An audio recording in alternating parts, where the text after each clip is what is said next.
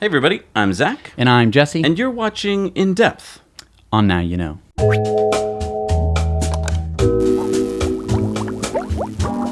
So what are we talking about this week, Jess? So this week we're talking about Germany and diesel. And you might be thinking to yourself, well, I may not live in Germany and I don't drive diesel cars, so I don't care about this story. Right. Or I've heard about the Dieselgate scandal. That's old news to me. This is an ongoing thing. Yeah. And we're here to talk about all of it and how it's going to impact you, whether you live in Germany or whether you live somewhere else. So we're going to take a bunch of stories that are going on in Germany right now and then try and explain how this fits into a bigger picture. So the first story is nobody wants diesel. So in Germany right now, for a diesel car to be legal, it needs to be certified Euro Level 6. It's their latest certification level. It went into effect last September, and it's going to go into full effect this September. And as we've already reported, a bunch of companies can't get their cars to meet that level, so they've had to stop selling them in all of Europe. So motor clubs, car magazines, they're all recommending that you not buy a car which has not reached level 6 yet in Germany because you probably won't be able to get it certified and it won't be able to drive it. That's been a big problem for VW and Porsche and other manufacturers because they haven't been able to get certification on some of their car lines. And even regular petrol gas cars need to pass these higher standards. So a lot of the turbo and supercharged cars have trouble passing because their PM 2.5 emissions without particle filters on there can't meet these guidelines. Bottom line, lots of people throughout Europe are like, if my car is a diesel, I might have problems. And so they're staying away from diesel. Next is, we've been hearing a lot about VW having problems with Dieselgate, but now a lot of the other car companies, Audi, for instance. And so last week, German police raided Audi's chief, Rupert Stadler's house on June 11th, and he still remains as Audi's chief, but they're now suspecting that he might have more information than he's telling them. The prosecution suspects Audi to have sold at least 210,000 diesel cars with exhaust software in the US and Europe from 2009 onwards, and that is cheating software, right? Not fun games kind of software. No. And then in March of 2017, they searched the corporate headquarters of Audi during Audi's annual press conference, which did not look good. Now, last week, we heard that there's been a groundbreaking verdict in an exhaust scandal. VW was ordered to reimburse 25,900 euros to Christian Palka from Solon because that's the purchase price for his Golf TDI, which he bought in 2014. Mm-hmm. The judge said there's an intentional immoral injury here. A group like VW should behave ethically correct, said Palka. In such a case, the citizens have to fight back. His lawyer said this verdict is a sensation.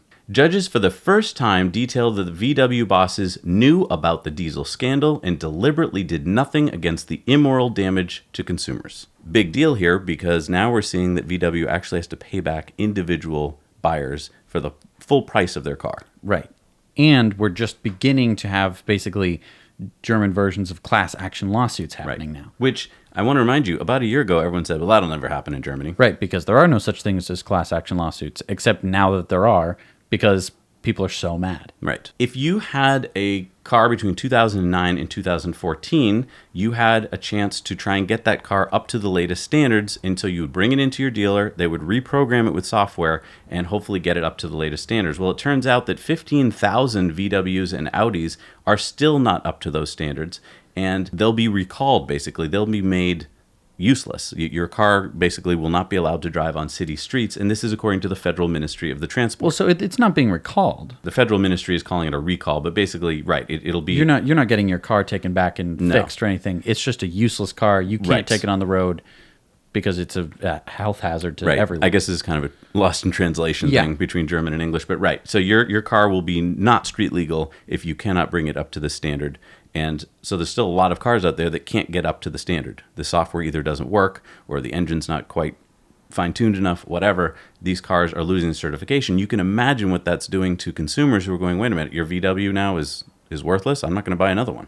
Right. Why would you if you got this completely screwed on the last one? And these aren't that old. 2009 to 2014 are relatively new cars. Absolutely. So another story that's come out is this Daimler Gate, as we're calling it. So on June 11th, Daimler's chief Dieter Zech was summoned by the Federal Ministry of Transport to answer questions about models like the Mercedes GLC and the C-Class, which had previously not even been investigated.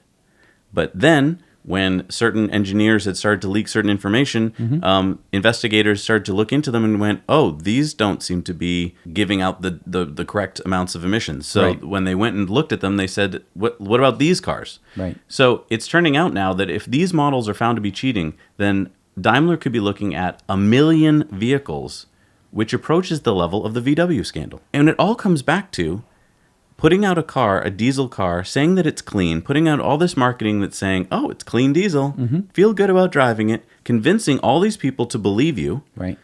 And then, how did you achieve that? You lied. You put software into the car, which made it so that when you tested the car, it came out one way. When you drove it on the street, it came out the other way. Right. And this is just evil. It's killing people. Bad air quality in cities is a huge killer. Yeah, and we're seeing that cities like Hamburg are trying to find ways to deal with this, and the best they're coming up with right now is to ban the driving of certain cars on certain streets, which is causing traffic jams, which is then causing more pollution, because when you have cars just sitting there idling, that's not helping. Right. Here's where we try and put this into the bigger perspective here. Germany has to walk a fine line. I mean, you would normally say, well, why doesn't the government just clamp down and put an end to this? You remember this started in America. American courts found VW to have caused Dieselgate in this country. And it was America that started the first multi-billion-dollar take-back. That kind of got the ball rolling and kind of forced the German courts.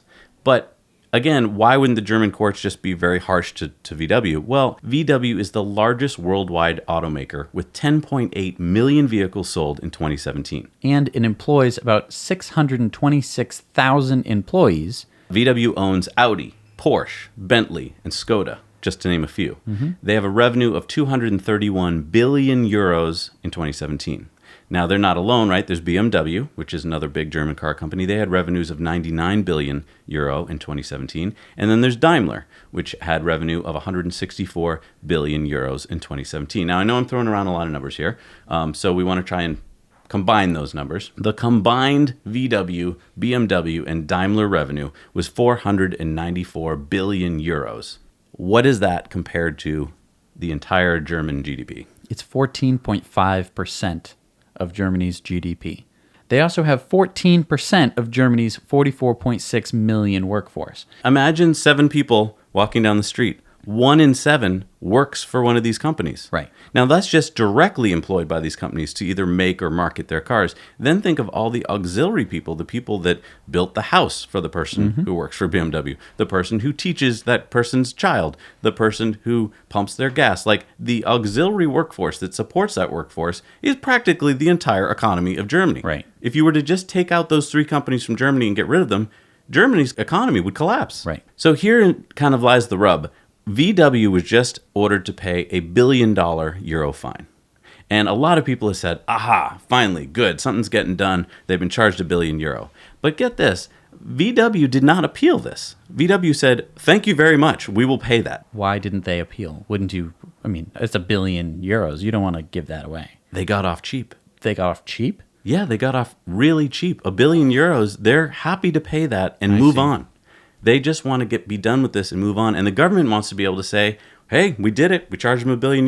Huh? We're a great government. We've really solved the problem here. This is a ginormous company. Did you not hear how many billions of euros they make in revenue? Yes, but I mean, what about this €1 billion? I mean, isn't that valuable? I mean, sure, it's what valuable. does the government do with it? From what we're understanding, there are 16 German states, kind of like the United States has 50 states. They have 16 German states, and this was one state, and I'm going to get the pronunciation completely butchered, but so hang with me here. NIEDERSACHSEN.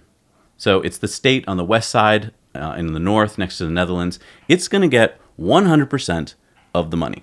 Of this $1 billion. Yeah. They can't spend it on charities. They can't just like give it to the Sierra Club or something.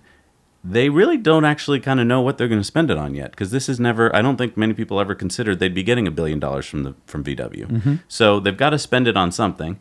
If you're a German citizen, maybe send them a letter and tell them what you think they should spend it on. I assume it has to be something to do with cleaning up the pollution and making electrification of cars, maybe charging ports, I don't know. But there's 15 other states in Germany, and you got to be wondering right now if they're going, hey, wait a minute, why does this state get all the money? Right. We've been affected by this too. Right. So you got to wonder if they're going to say, why don't we sue them? this means that for VW, I think they're looking at not only these class action lawsuits, but I think they're looking at other states in Germany saying, we want a piece of this pie too. Right. We want to fine you. Right. So they're walking this fine line between fining and suing them into non-existence. Right. And letting them off the hook. Right. And I feel like there's a dichotomy because you can't really do both. You know, Right. you can't just either fully let them off the hook, and you can't fine them to the point where you're like, well, that at least settles us. I think what the hope here is that by fining them, slapping on the wrist, you would make them switch over to electrification faster. They would go, you know what, let's just stop with this diesel crap. Let's move on to electric cars. They are saying that in their marketing, but they're not.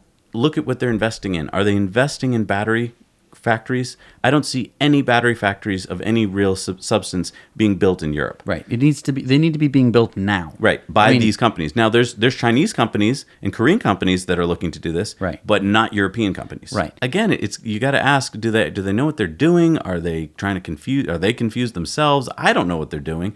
And in the meantime, why don't they just come out with some cars? I mean, Chevy was able to do it with the Bolt. Nissan's been able to come out with the better range Leaf. Today we were at a car show. We were looking at a Bailey electric car made right here in Massachusetts in 1908, then all the way through like 1913. Right. This car had a 100-mile range. So this car was built 100 years before my Leaf, and it has the same range as my Leaf. And it's just astounding how, if we had continued to build horseless carriages with electric motors in them, which could have continued for quite some time if if money was put into the development of batteries and things like this. And this, we've said this before, but just think where we would be if 100 years ago you could buy something with the same range as my Leaf. Think about where you'd be today if you kept working at it. Exactly. And Porsche, in their marketing material, has just stated that they were one of the first electric car companies. They came out with electric cars back in like 1905. So why don't they buy into this? Why don't they buy into the fact that electric is their way out of this? Why don't they just switch 180 degrees and say, we get it, we're going to go electric? And I think the reason is they've got factories that are all diesel, and petrol gas factories. They've got engineers and workers that only know how to make those kind of cars, and they can't pivot, and they don't want to pivot fast enough. They want to keep making money doing what they've been making. They're the largest car company, and large companies can't innovate fast. Right. As a general rule, they can't turn fast. They're like taking a giant steamship and trying to turn it fast. They just don't want to pivot. And I think what you're watching here, folks, is the slow crumble of these giant companies, and there's probably not going to be a lot left of them when it's all said and done. So anyway, that was our in-depth of the Dieselgate scandal and broader context of Germany and everything like that. So we hope you enjoyed it. If you liked it, hit the like button. If you want to see more videos like this, you hit the subscribe button. Thank you so much for watching. Now you know.